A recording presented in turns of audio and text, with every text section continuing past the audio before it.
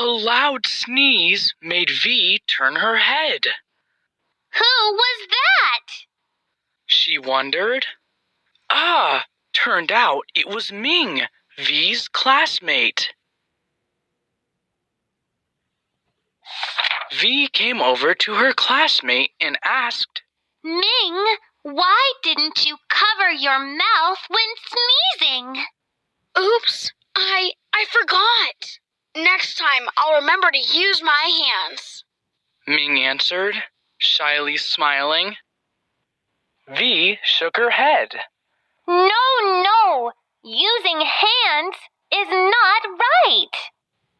Ming's face was full of questions. V gently explained.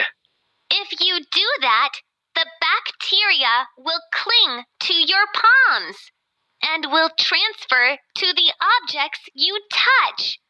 It's the easiest way to spread out the virus. V continued.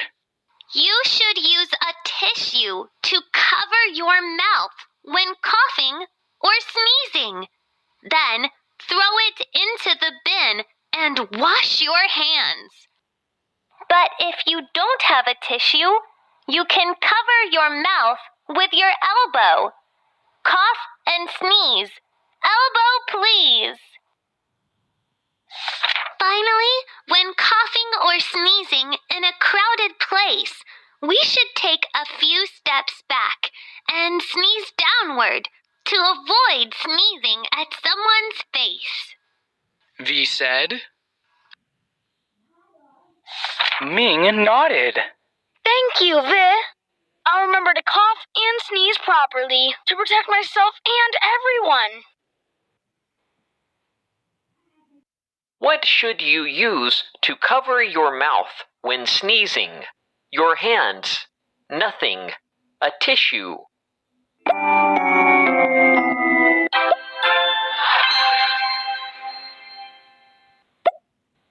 How should you sneeze when you're in a crowded place? Take some steps forward and sneeze upward.